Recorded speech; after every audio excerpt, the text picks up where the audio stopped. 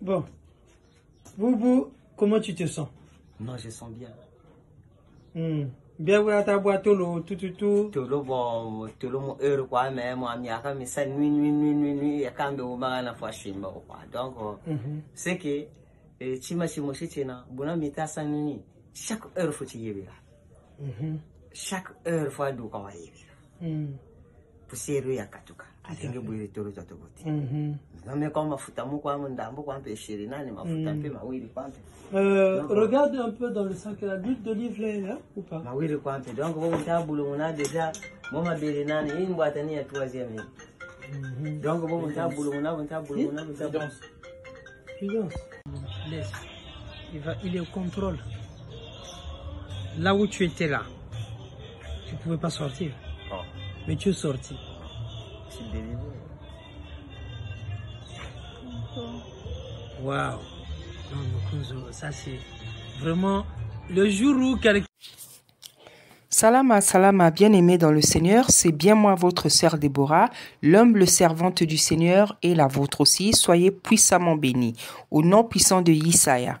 Voilà, bien-aimés, je viens vous montrer ce que Tata Nzambe a fait à travers un grand serviteur qui habite à Paris, mais qui se trouve en ce moment à Brazzaville. Voilà, c'est un frère, un serviteur de Tata Nzambe qui est allé pour ses affaires à Brazzaville.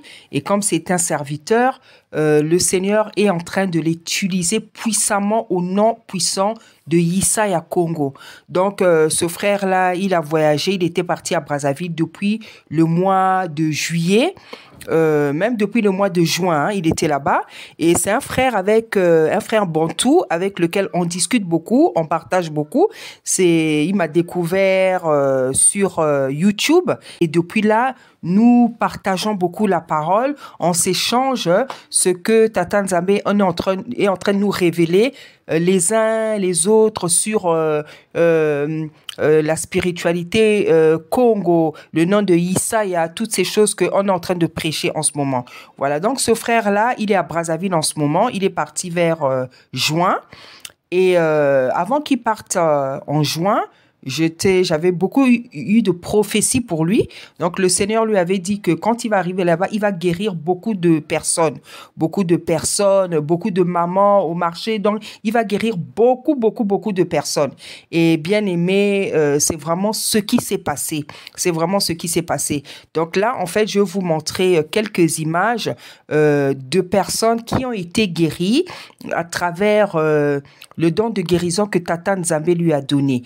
Voilà, donc ici, premièrement, nous avons un futur serviteur de Tata Nzambe. C'est ce que j'ai pu voir dans mes visions pendant qu'il était en train de me parler de la personne depuis Brazzaville par téléphone. Donc, la personne que vous voyez là, c'est un futur serviteur de Tata Nzambe. C'est un serviteur de Tata Nzambe qui n'a pas encore commencer le service par rapport aux problèmes de santé et d'autres problèmes qu'il a eu dans sa vie. Donc, ce monsieur qui était complètement malade, qui était déjà enterré, hein, spirituellement, il était déjà dans un cimetière, et c'est ce que Tata Nzambe a montré au frère Arnaud, le frère qui a prié, c'est le frère Arnaud, c'est ce que le Seigneur lui a montré quand il a commencé à prier pour lui à Brazzaville. Le Seigneur a montré qu'il était déjà dans un cimetière, il était déjà enterré spirituellement. Et bien aimé, vous savez que lorsqu'on voit une personne qui est déjà dans le cimetière, qui est déjà enterrée, en songe, en rêve, bien aimé, je vous assure, il faut vraiment avoir l'onction pour pouvoir la ressortir de là. Donc, vous voyez même sa peau, son état, comment il était ce frère-là. Et comment il s'appelle, le frère Arnaud, dans sa tournée à Brazzaville, dans les recommandations de guérison qu'il a eu de la part de Tata Nzambe, eh ben, il a commencé à prier pour lui. Et même au bout de la première séance de prière, il y avait déjà un grand changement. Et au fur et à mesure, il allait mieux. Et donc, bien aimé, je vous montre qu'est-ce que ce frère-là, il est devenu aujourd'hui. Voilà le résultat. Voilà les résultats, bien aimés. Voilà les résultats. Ce frère-là, il était déjà mort. Il était vraiment déjà mort. Le Seigneur avait montré ça. Et lorsqu'il me parlait de lui,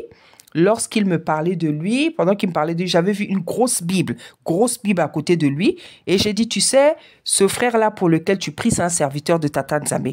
Et le frère a confirmé au frère Arnaud. Il a dit, effectivement, le Seigneur m'avait appelé, mais avec tous ces problèmes-là. Donc moi, depuis Paris, j'avais vu ça. J'ai vu que c'était un serviteur. Et c'est pour ça que Tata Nzambe n'a pas permis qu'il meure, parce qu'il n'a même pas commencé sa mission. Donc vous voyez ce travail-là qu'a fait le frère Arnaud. Le frère Arnaud a fait ce travail-là au nom puissant de Yesaya Congo. Voilà. C'est pour dire que le nom que le Seigneur a révélé à son peuple, celui de Yesaya Congo et non de Jésus-Christ, c'est un nom, voilà les miracles que ce nom peut faire. Parce que Jésus-Christ, c'est les Blancs qui ont donné ce nom-là. C'est pas le vrai nom du Seigneur, bien aimé, on ne le répétera jamais assez. Et il faut le dire parce que c'est la vérité. Je ne vois pas pourquoi on va appeler notre Tata Nzambe, le fils de Tata Nzambe, par un nom qui ne lui appartient pas.